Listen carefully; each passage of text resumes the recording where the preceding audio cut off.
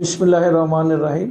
আমি ইঞ্জিনিয়ার আব্দুস সোবহান, বিএনপির নির্বাহী কমিটির সদস্য, association of engineers app Dhaka সেন্টারের সভাপতি। বিগত 2008-এ নবম জাতীয় সংসদ নির্বাচনে বিএনপি তথা 4 দলীয় ঐক্যজোটের বিএনপির প্রার্থী ছিলাম এবং আমি প্রায় ৭৬,০০০ ভোট পেয়েছিলাম।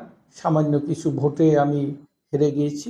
আমার নামে 8টা মামলা এখন পর্যন্ত বলবৎ আছে এবং আমি প্রায় 1 মাস কারাবরণ করেছি ঢাকা সেন্ট্রাল জেলে। আমার বিরুদ্ধে বিভিন্ন ধরনের ষড়যন্ত্র, পুলিশ বিভিন্ন সময় বিভিন্ন আন্দোলন সংগ্রামে আমার বাড়িঘরে রেড দিয়েছে। যদিও আমি আত্মগোপনে ছিলাম বিধায় আমাকে অ্যারেস্ট করতে পারেনি। আমি বিএনপির প্রতিষ্ঠা লগ্ন থেকেই আমি বিএনপির সাথে জড়িত।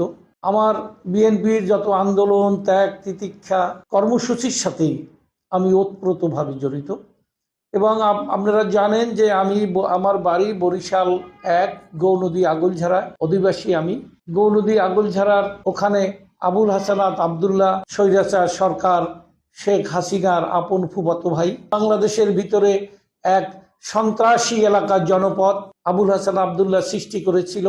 সেখানে আমি বিএনপির জনগণকে আমি ঐক্যবদ্ধভাবে, জনগণ অত্যাচারিত হওয়া, বিভিন্নভাবে অত্যাচারিত হয়েছে, মামলা মকদ্দমা হামলার শিকার হয়েছে, আমি সেগুলো যতটুকু আমার পক্ষে সম্ভব আমি তাদের আর্থিক সহযোগিতা করে আমি দলের বিভিন্ন কর্মসূচি দিয়ে আমি দলকে ধরে রেখেছি। গৌনদী এবং আগলঝাড়ার বিএনপির আমি অভিভাবক হিসাবে বিএনপির আদর্শ, তারেক রহমানের আদর্শ, খালেদা জিয়ার আদর্শ আমি জনগণের ভিতরে আমি পৌঁছে দিয়েছি। গৌনদী আগলঝাড়ার এমন কোনো গ্রাম নাই যেখানে আমি আমার যে দায়িত্ব বিএনপি আমাকে দিয়েছিল সেটা আমি প্রচার করে ক্ষান্ত হইনি। লোকজনকে আর্থিক সহযোগিতা, স্কুল, কলেজ, মাদ্রাসা, ধর্মীয় উপাসনালয়, মসজিদ, মন্দির সবগুলোতেই আমি যতটুকু পারি আমি সাহায্যের হাত বাড়িয়ে দিয়েছি, এখনো দিচ্ছি। ভবিষ্যতে আমি যতদিন জীবিত থাকব আল্লাহ আমাকে তৌফিক দিলে আমাদের এই কার্যক্রম চলতেই থাকবে। এলাকার জনগণ আমি আশা করি আমাকে ভালোবাসে, আমিও তাদের ভালোবাসি। বিএনপি একটা আন্দোলনমুখী দল, বিএনপি কোনো সন্ত্রাসী দল নয়। আমাদের প্রতিষ্ঠাদাতা বাংলাদেশের স্বাধীনতার ঘোষক জিয়াউর রহমান, উনি জাতির ক্রান্তি লগ্নে বিএনপি উনি প্রতিষ্ঠা করেছেন। তার ধারাবাহিকতায় দেশনেত্রী বেগম খালেদা জিয়া প্রধানমন্ত্রী হিসাবে বিএনপির দায়িত্ব পালন করেছেন এবং ওনার উপরে যে জুলুম, নির্যাতন, মিথ্যা মামলা, হয়রানি দিয়ে ওনাকে কারাবন্দী এবং ওনাকে সাজা দিয়েছেন, এটা সম্পূর্ণ একটা মিথ্যা। এই তত্ত্বাবধায়ক সরকার এসে নির্দলীয় সরকার দেখেছে এটা সম্পূর্ণ মিথ্যা, যার জন্য উনি মুক্ত হয়েছেন। উনি এখন মুক্ত বাতাসে বসবাস করছেন। উনি অসুস্থ, আমরা দোয়া করি আল্লাহর কাছে যেন উনি অচিরেই সুস্থ হয়ে আমাদের মাঝে উনি আবার আগের মতো উনি ফিরে আসবেন। আপনি জানেন ওনার অবর্তমানে দেশ নায়ক, জাতির সুযোগ্য সন্তান। সমসাময়িক বিশ্বে যদি দেখেন তারেক রহমানের মতো নেতা বিরল।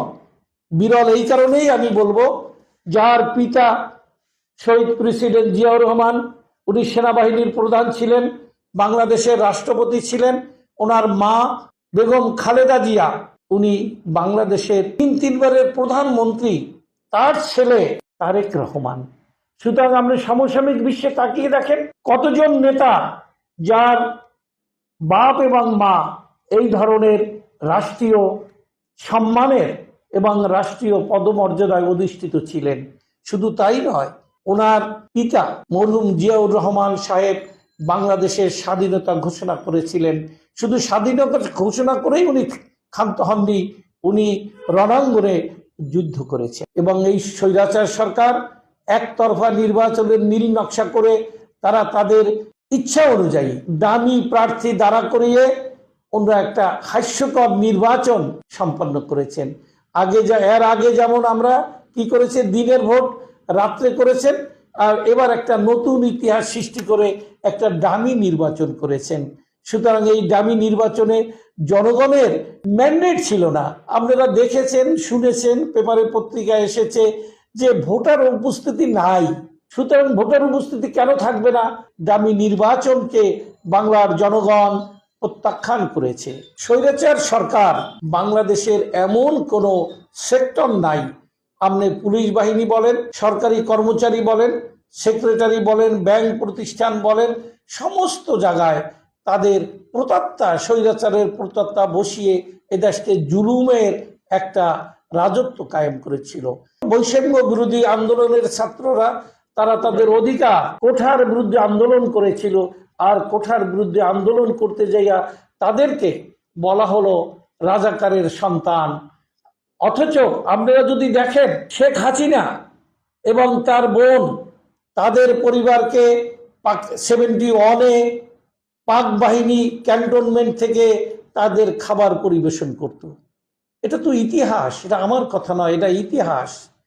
71-এ শেখ হাসিনা কোথায় ছিল সেটা আপনারা দেখেন। সুতরাং এই ছাত্র আন্দোলনের উপর নির্বিচারে গুলি, ছাত্রদেরকে রাজাকার উপাধি দেওয়া, রাজাকার তো শেখ হাসিনা নিচেই।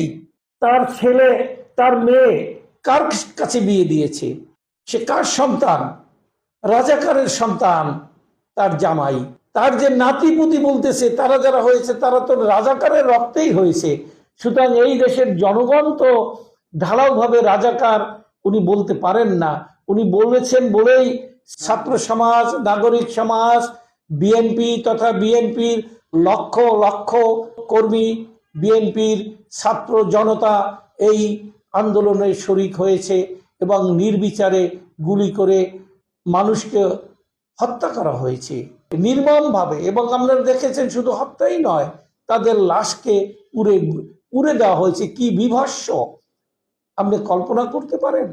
এবং তার পরিণাম হাসিনা এদেশ থেকে পালিয়ে যেতে বাধ্য হয়েছে। বাংলাদেশের ইতিহাস এবং আমাদের এই ছাত্র জনতা যারা শহীদ হয়েছেন তাদের প্রতি আমি কৃতজ্ঞ চিত্তে আমি তাদের অভিনন্দন জানাই, তাদের প্রতি শ্রদ্ধা নিবেদন করছি। তারা বাংলাদেশের সূর্য সন্তান। আমরা আবার বাঙালি, আবার নতুন করে 5ই আগস্ট আমরা নতুনভাবে স্বাধীনতা অর্জন করেছি। আমি একজন মুক্তিযোদ্ধা। আমি 71-এ আমি মুক্তিযুদ্ধ করেছি। আমি দেখেছি তার চেয়ে কি ভয়াল দৃষ্টান্ত এই হাসিনা সরকার সৃষ্টি করে গেছেন। ছাত্র জনতা যারা আহত হয়েছেন, যারা নিহত হয়েছেন, যারা এখনো হাসপাতালে আছেন, আমাদের দেশ নায়ক তারেক রহমান তাদের জন্য সমবেদনা জানিয়েছেন। বিএনপি সবসময় জনগণের সাথে সম্পৃক্ত থাকে, জনগণের পাশে থাকে। আমাদের নেতা ইন্ডিয়া যে আমাদের পানি ছেড়ে দিয়ে আমাদের ফেনী নোয়াখালী অঞ্চলের যে বন্যা, কুমিল্লা এই অঞ্চলে যে বন্যার সৃষ্টি করেছে, সেই বন্যাতে বিএনপির পক্ষ থেকে হাজার হাজার কর্মী, নেতা কর্মী তাদের সহযোগিতায় আগিয়ে এসেছেন। আমাদের দেশনায়ক তারেক রহমানের নির্দেশে আমরা তার নির্দেশ মতো আমাদের দল থেকে ত্রাণ কার্যক্রম চলছে এবং যতদিন পর্যন্ত এই তারা আগের মতো অবস্থায় ফিরে না যাবে, আমাদের নেতা বলেছেন তাদের পাশে থাকার জন্য আমরা তাদের পাশে আছি। এবং আমরা তারেক রহমান বলেছেন, বিএনপি বলেছেন এক ব্যক্তি 2বারের বেশি প্রধানমন্ত্রী থাকবেন না। উনি বলেছেন জাতীয় সরকার, বিএনপি জাতীয় সরকারে বিশ্বাসী। সুতরাং জাতীয় সরকারের কথা আমরাই, বিএনপির নেতা তারেক রহমানই প্রথম বলেছেন। উনি বলেছেন 2 কক্ষ বিশিষ্ট সংসদ হবে। বিএনপি তো সংস্কারের কথা বলেছেন এবং উনি স্পষ্টভাবে ঘোষণা দিয়েছেন এই 5 তারিখের পরে যেসব লোক চাঁদাবাজি করবেন, যেসব লোক আওয়ামী লীগের সাথে আঘাত করবেন তাদের বিরুদ্ধে ব্যবস্থা নেবেন। উনি বিভিন্ন পর্যায়ের নেতা কর্মীদের বিরুদ্ধে ব্যবস্থা অলরেডি নিয়েছেন এবং নিবেন, দেশের শান্তি শৃঙ্খলা বজায় রাখতে। এবং এটাও বলেছেন কেউ চাঁদাবাজি করলে তাকে পুলিশে সোপর্দ করে দিতে। আমরা খালেদা জিয়ার আদর্শে বিশ্বাসী, তারেক রহমানের আদর্শে বিশ্বাসী, জিয়াউর রহমানের আদর্শে বিশ্বাসী। বিএনপির যারা নিবেদিত কর্মী এবং বিএনপির সমর্থক, তাদের আমি বলবো আপনারা এসব ব্যাপারে সজাগ থাকবেন। আপনারা এইসব যেসব অপ্রচার হচ্ছে তার এলাকায় আপনারা এগুলার জনগণকে বুঝাবেন। এটা আমার কথা নয়, তারেক রহমানের নির্দেশ। সুতরাং আমরা যারা বিএনপি করি, বিএনপিকে আমরা ভালোবাসি, দেশকে যারা ভালোবাসি, তারা অবশ্যই তারেক রহমানের এই কথাগুলো, ওনার নির্দেশগুলো আমি সহ আপনারা সবাই আমরা পালন করব ঐক্যবদ্ধভাবে। আমরা একটা সুন্দর বৈষম্যমূলক দেশ, ন্যায় বিচার প্রতিষ্ঠিত হবে, ঘুষ দুর্নীতি দূর হবে, এরকম একটা দেশ আমরা তারেক রহমানের নেতৃত্বে, বিএনপির নেতৃত্বে আমরা এদেশে ইনশাআল্লাহ আমরা প্রতিষ্ঠা করব। সকলের এ ব্যাপারে তারেক রহমান সাহেব আমার নেতা, আপনাদের নেতা, উনি বলেছেন সবাই সহযোগিতা উনি চেয়েছেন। আমি সবাইকে অনুরোধ করব ওনার সেই সহযোগিতার প্রতি, আহ্বানের প্রতি সম্মান জানাবেন। দেশ নায়ক তারেক রহমান সাহেব উনি বাংলাদেশে ফিরে আসবেন, আমরা সেই প্রতীক্ষায় আছি। শুধু আমি নয়, বিএনপি এবং জাতি ওনার আগমনের প্রতীক্ষায় আমরা আছি। আমাদের মা দেশনেত্রী বেগম খালেদা যাতে অচিরেই সুস্থ হন, তার জন্য মহান আল্লাহ রাব্বুল আলামিনের কাছে আমরা দোয়া কামনা করছি। আর এই ছাত্র বৈষম্য আন্দোলনে যারা শরীক হয়েছেন তাদের বিদায়ী আত্মার জন্য আমরা আল্লাহর কাছে দোয়া করছি। আল্লাহ যেন সবাইকে মাগফিরাত করেন। সবাই ভালো থাকুন, সুস্থ থাকুন। সবাইকে ধন্যবাদ।